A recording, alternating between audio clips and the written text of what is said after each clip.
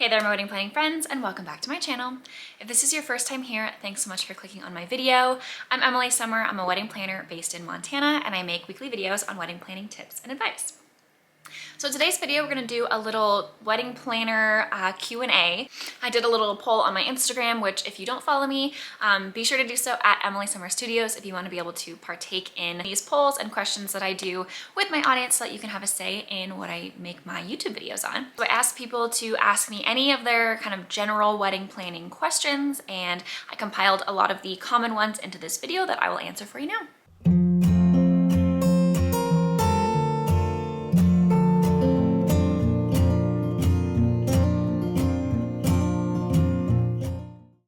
So number one, what are the first vendors you should book? So typically, this could vary depending on the timeline that you have for your wedding day, but typically your venue, your caterer, and your photographer and or videographer are likely going to be the top three or the first three vendors that you're going to book. Your venue is likely going to be the very first thing. That's probably going to determine everything else involving your wedding, primarily the wedding date. It's going to be really difficult to book anybody else without having that wedding date and the wedding venue set. So venue will be number one. If you have a particular caterer or photographer in mind that you want to use for your wedding, you definitely want to book those very early, as those two things tend to book up pretty quickly. So your caterer and your photographer will likely be the next two that you book after your venue. Number two, I'm wanting to save money on flowers. Are dried flowers or greenery worth it? I get a lot of questions like this in regards to saving money on flowers, trying to DIY flowers, and just general money-saving tips when it comes to florals, as wedding flowers tend to be one of those things that surprises couples the most as far as the kind of the price tag for it. So there's a few ways that you can minimize this cost a little bit, and yes, using greenery is one of those. Typically having more greenery, especially if it's sourced locally, is going to be cheaper than having blooms. Keep in mind though, if you are looking at photos and you see a garland down a table and you really like the look of that, that is not going to be less expensive than having flowers. Garland is one of those things that's kind of sneaky expensive because there is a lot of labor that goes into creating that one piece. So if you're looking for that kind of a look but trying to save money, then you're going to want to go with just loose greenery and have that kind of spread throughout the table to get the look of garland, but not actually have full-on garland. And this is typically less expensive than having florals. When it comes to dried flowers, however, dried flowers has actually become a pretty popular trend in the last year or so, and so dried florals are not really any less expensive than fresh flowers anymore.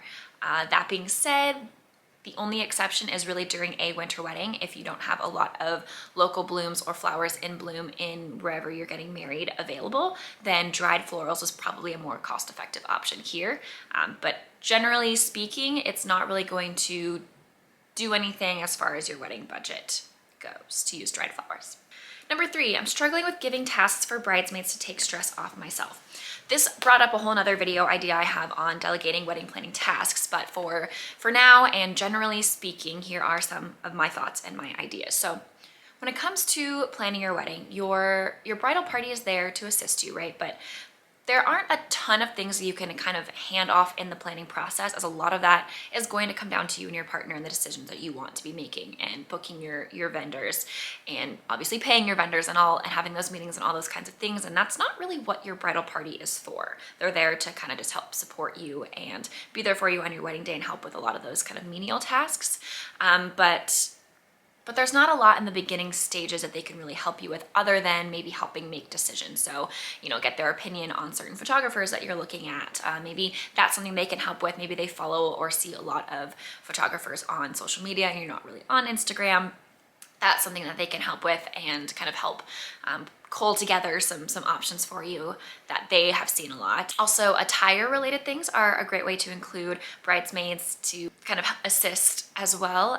This could go for your wedding dress. If you're a little bit stressed about the whole wedding dress shopping experience, maybe have them help you come up with the places to go and shop, reading reviews, and figure out where you want to do your shopping. Ultimately, you should make sure that you are having the final say in where you want to go, and make sure it's something that's going to be somewhere that you want to go and that you can find a wedding dress.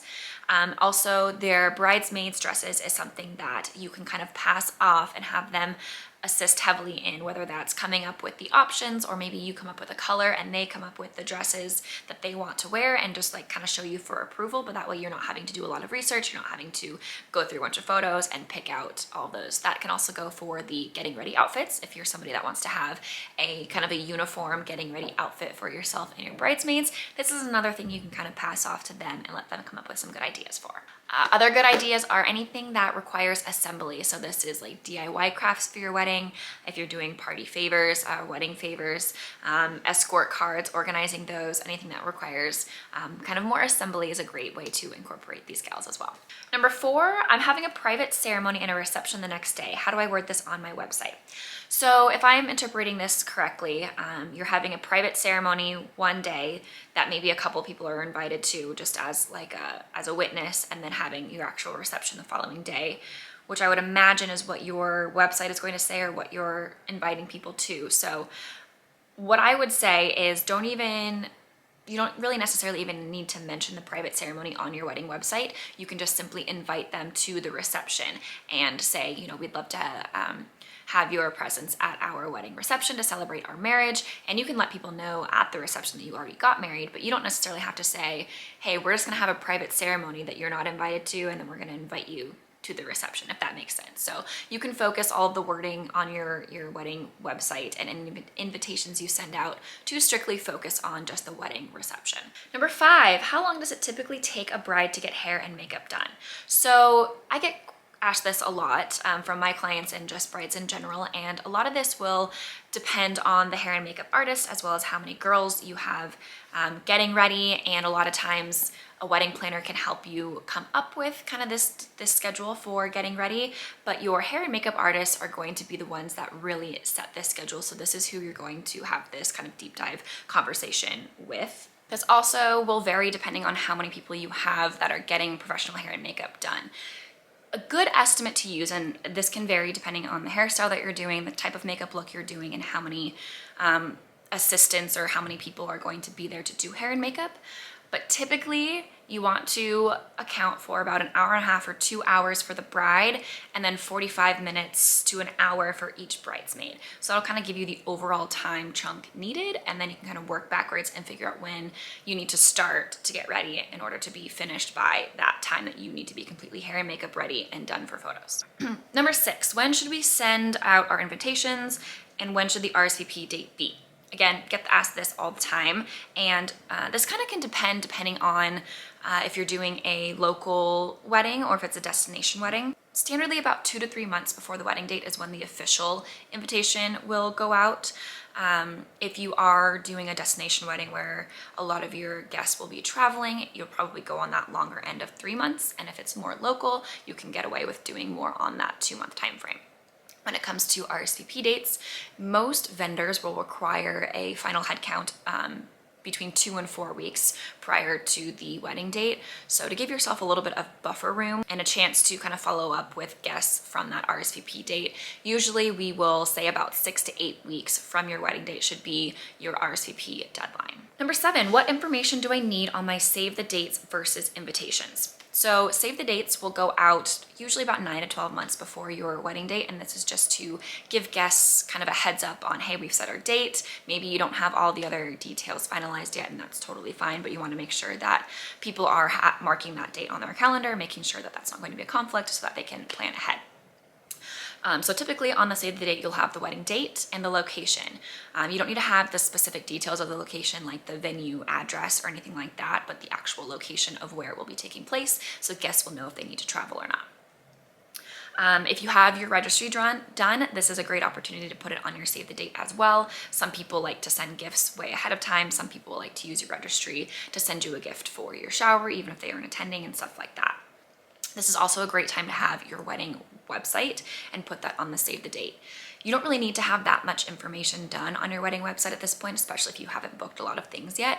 But this is a good time to at least have that website on there so guests know that they can refer to this website down the road and get the information that they need. So it's good to at least have it set up, have your date, have some basic kind of shell of a website, and put that on your save the date. Now, when it comes to invitations, you're obviously going to have the date and you're going to have the time, the specific time that the ceremony will take place.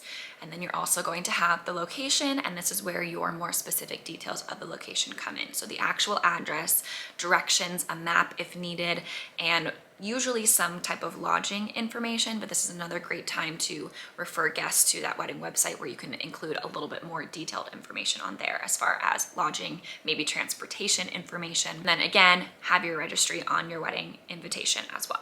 It's also a good idea to kind of hint at the dress code for your wedding as well, especially if you are a couple that is having a fancier dress code, if you're having black tie especially, or even cocktail attire. It's a good idea to have that information on the invitation as it gives guests an idea of how to properly dress for your wedding. There were a lot of additional questions that were asked, so I might do a part 2 to this video. And if you have any additional wedding planning questions in general, feel free to comment below and let me know, and I'll do a part 2 to this video. I think it's a good opportunity to be able to just kind of ask a wedding planner anything, and I'll answer them to my best ability.